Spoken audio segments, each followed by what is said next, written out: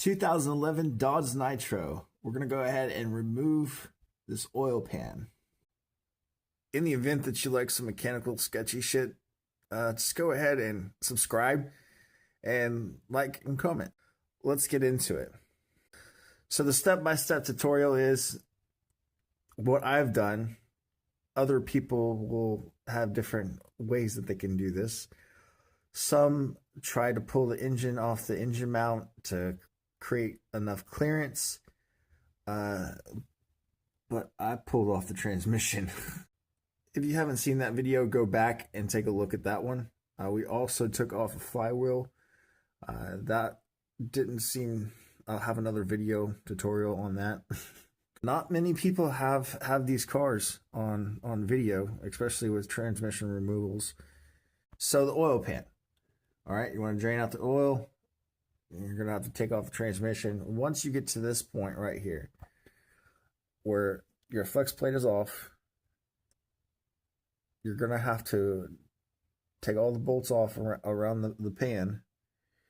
Once you do that, you're going to have it to where it's wanting to kind of hang, you know, just like this. You're like, why isn't it coming off? It just should come off down there, in there. Well, I'm about to show you. All right, looking inside, you can see that there's this whole plate right here. I know, right? Straight up over engineering on their part.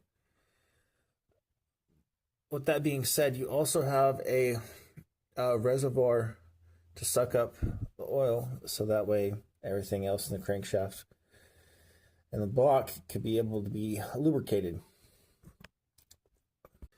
This is perfect because mine is actually a 4x4. Yours might be a two-wheel drive, and it might be able to have enough clearance. But this four-wheel drive, we're going to have to do something a little bit different, because I'm going to have to get a bolt. There's a bolt like right up in here. See this one? There's one right there, and then there's one on the other opposite side, right over here. We'll have to take those off. All right, now we got this off. As you can see, that's what was holding the pan up right there with this flow pan. That's what I want to call it. You also have this bracketed up there as well. Another thing that holds us down is this part right here.